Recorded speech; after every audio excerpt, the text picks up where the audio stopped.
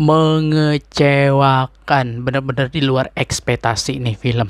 Oke, gue mau nge-review sebuah film berjudul Perempuan Bergaun Merah. Film ini disutradari oleh William Chandra, diproduseri oleh Timo Cahyanto. Oke, gue bacain sinopsisnya terlebih dahulu ya. Jadi sinopsis film ini itu tentang sejak sahabatnya yang menghilang, yaitu Kara, hiduplah si Dinda yang diperankan oleh Tajana Sapira berubah menjadi mimpi buruk saat sosok roh jahat berwujud perempuan bergaun merah yang menghantuinya. Nyawa Dinda terancam tak hanya dari sosok jahat itu, tapi ada juga dari orang-orang yang berusaha merahasiakan kejadian di malam saat sahabatnya menghilang. Sebenarnya premisnya sesederhana itu ya, sebenarnya premisnya. Sahabatnya menghilang, kemudian setelahnya ada hantu dengan perempuan bergaun merah, yaitu yang udah pasti ya sahabatnya, dengan balas dendam ingin memberitahu. Sebenarnya itu aja sih premisnya. Oke, gue mau ngebahas dulu tentang film ini. Menurut gue ini film ini sangat mengecewakan. Kenapa? Karena banyak banget di film ini tuh kayak, gue mulai dari ini. Kalau misalkan kalian, gue mereview ini berdasarkan pandangan gue ya. Kalau kalian nggak suka dengan review gue, kalian boleh skip gue. Kalau kalian suka atau penasaran dengan filmnya, kalian boleh tonton sampai selesai. Kenapa gue bisa sekecewa itu tentang film ini? Gue berharap banyak sama film ini. Nggak, bukan berharap banyak, tapi lebih ke ekspektasi gue yang terlalu tinggi karena ada nama Timonya kali ya.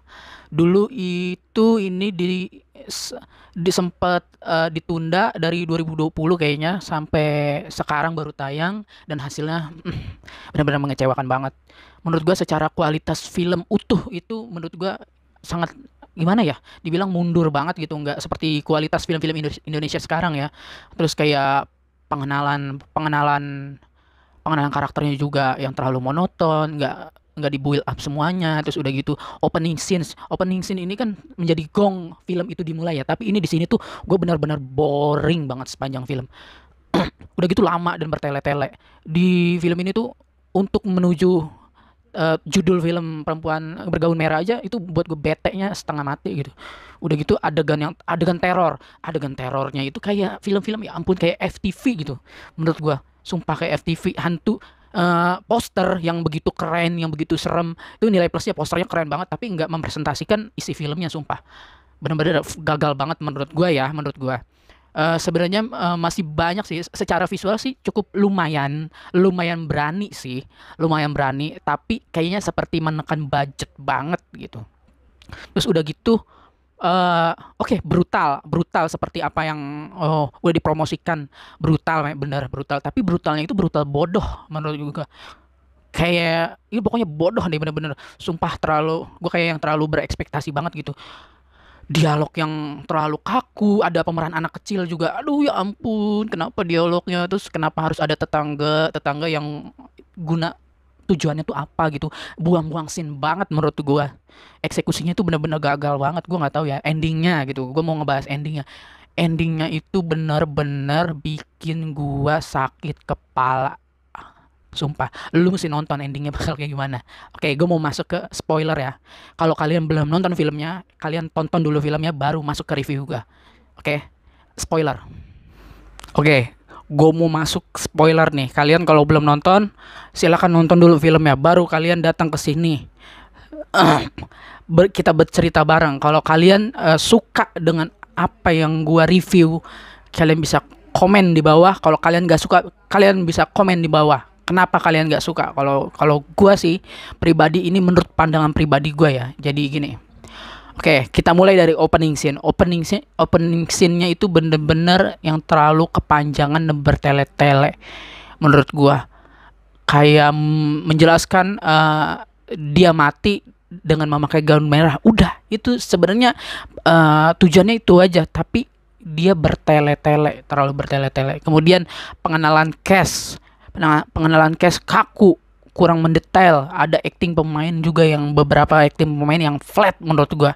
Terus dialog yang digunakan di film ini juga absurd banget. Kebanyakan teknik kamera yang nggak penting menurut gua. Terus ada drama situasi lingkungan yang nggak natural. Ketika ada satu adegan, si Dinda apa siapa gue lupa, temennya Kara, Eclipse, kemudian ada dua orang sedang bertengkar di bawah, dan itu menurut gue fungsinya apa gitu. Kalau misalkan dimainin secara baik ya bakalan bagus itu adegan, tapi jadinya nggak penting sumpah. Alurnya juga lamban banget sumpah, eksekusi memunculkan hantunya juga garing banget di awal tuh, bener-bener kita tuh harus seharusnya yang namanya film horor tuh kita dibuat wah ketika hantunya itu muncul di pertama first impression ya. Tapi di sini garing banget, bener-bener garing. Terus dialog dan adegannya tuh absurd parah. Pergantian scene dan cara terornya tuh sangat kualitasnya aduh parah deh pokoknya. Terus kedua, praktikal efeknya Uset. Bener-bener gue bikin ngakak sih praktikal efeknya. Bener-bener kelihatan banget yang adegan laki-laki temannya si Kara, temannya Kara tuh di naik lift terus tiba-tiba kepalanya putus, itu bener-bener kelihatan banget. Menurut gua sih untung ya gue nonton film ini tuh di studio yang terbaik di Mega Bekasi. Gue nonton di jam 14.50 di studio terbaik dengan menggunakan suara Kristi. Itu positifnya sih itu ya. Terus balik lagi ke scene teror, masih murahan banget ke karakter anak kecil. Kalau kalau anak kecil ini karakternya sumpah kaku banget. Chemistry antara kakak dan adik ini bener-bener nggak ada sama sekali. Kayak di FTV lah nontonnya. Terus ada scene di mana si kakaknya ini nyuruh untuk ada scene di mana adiknya turun dari bus, terus si kakaknya cuma bilang, "Dah ya, hati-hati." Anjir. Kata gua, itu adiknya lu turun dari bis kayak sama teman sendiri padahal adiknya itu masih SD. Adegan goblok macam apa gitu. Gua maaf ya, maaf banget. Karena menurut gue emang bener itu kenapa sih gitu. Terus ada kilas balik kematian si Wisnu kan, dengan kepalanya putus di lift, dia si temennya si Dinda ini ngelihat di HP, lihat CCTV dan adegannya itu beda sama adegan di awal. Kenapa ya?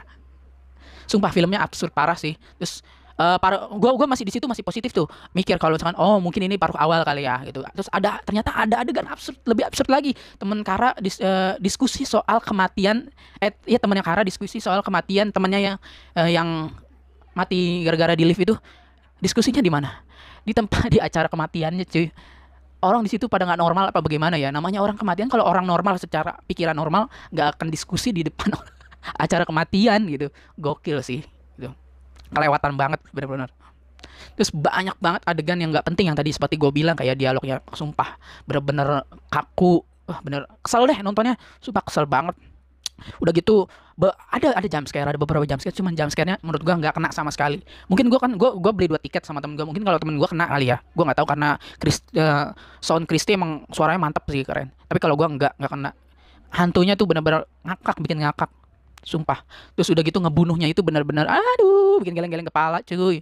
Terus ada satu adegan settingnya malam, adiknya nih dikejar nih sama hantu nih, dikejar sama hantu, tapi pas masuk rumah itu lihat jendela tuh kayak siang.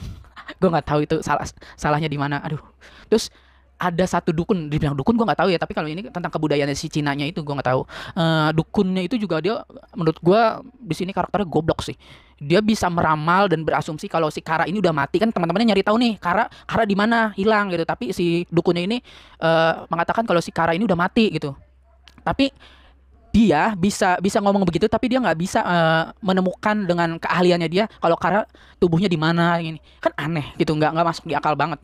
Terus udah gitu ada pemanggilan arwah, mungkin yang caranya sih tentang Tiongkok ya gue nggak tahu, mungkin caranya tuh aneh gitu menurut gue, apa emang gue nggak biasa atau gimana, minum teh caranya, wow amazing. Terus adegan brutal yang terjadi sama teman-teman Kara mencari tahu ke tempat dukun itu, jadi tempat dukun itu kan melakukan ritual, akhirnya terjadilah gesekan sama si hantunya itu. Entah kenapa ya. Terus akhirnya sampai si dukun itu jatuh dari lantai 2. Parah. Lantai 2. Ntar lu dengerin omongan gue sampai akhir. Apa yang terjadi sama dukun itu. Terus ada lagi satu scene yang menurut gue bodoh banget. Adiknya pulang malam. Kok kamu, kakaknya bilang, oh kamu pulangnya malam banget. Terus dijawab nih sama adiknya, iya kan sekarang aku eskul basket. Aci, mana ada anak SD eskul basket sampai malam. Gue kesel banget, sumpah kesel banget. Gak tahu kenapa. Gue ekspektasi banget sama ini film, tapi kenapa lu malu-maluin gue di hadapan temen gue. Tapi untungnya sih temen gue dibilang serem filmnya. Dia bilang serem. Alhamdulillahnya dia bilang serem. Mungkin ekspektasi gue dan standar gue yang terlalu tinggi ya. Jadi jangan salahkan filmnya juga. Mungkin guanya kali ya yang salah. Coba kalian tonton aja. Kalian yang udah nonton kayak gimana tanggapannya? Sekarang mikir aja, notabene-nya itu anak kecil SD eskul basket. Masuk akal nggak? Eskul basket sampai malam.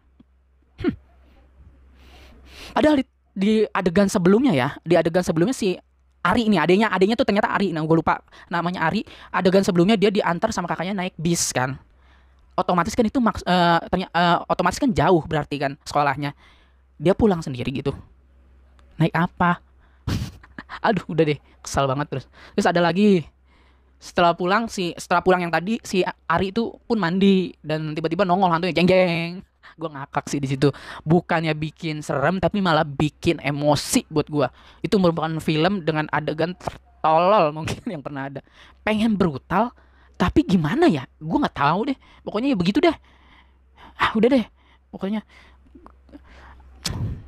ditambah teman-temannya terus mati terus ya, aduh udah deh. Gue kalau udah ngomongin yang lain gue bisa panjang nih ngomong begini nih. Oke, gue singkat cerita ya. Jadi si Kara ini akhirnya kan dapat dari pengetahuan dari yang ritualnya si dukun itu. Akhirnya dia sudah tahu bahwa si pembunuhnya siapa. Ternyata pembunuhnya itu dari salah satu dari temannya sendiri. Gue nggak mau spoiler siapa ya, tapi asli ini bener-bener plot twist. Dibilang aduh nggak tahu deh. Ya kalau gue pribadi sih gue ketebak ya siapa. Tapi kalau teman gue dia katanya gue kok lu tahu sih pembunuhnya siapa? Ya ini basic film horor begini pasti. Sumpah bener-bener kesel deh pokoknya gue nggak tahu kenapa. Mungkin ya gue maaf nih gue sisi baiknya ya film ini cukup berani aja sih. Secara brutal oke lah. Secara ini scene-scene gue suka ada satu adegan di mana si Kara dan temennya itu si Kara lagi si Dinda dan temennya itu nemuin satu sosok mayat di kamarnya Kara. Ayo itu mayat siapa? Pokoknya kalian harus nonton deh. Dan di ending yang membagongkan, yang sangat membagongkan adalah dukunnya nggak mati. Iya sih, memang dia jatuh dari lantai dua, tapi di adegan di awal yang dia jatuh dari lantai dua itu kan darah sampai berceceran tuh, sampai berceceran. Nggak mati, kuat deh. Plus, dah sekian dulu review dari gue. Kalau misalkan ada kesalahan dari review gue mohon maaf. Gue review jujur apa adanya gue. Sekian, kalau misalkan ada yang mau gue review lagi tentang film-film lain, komen di kolom komentar. See you next video. Bye.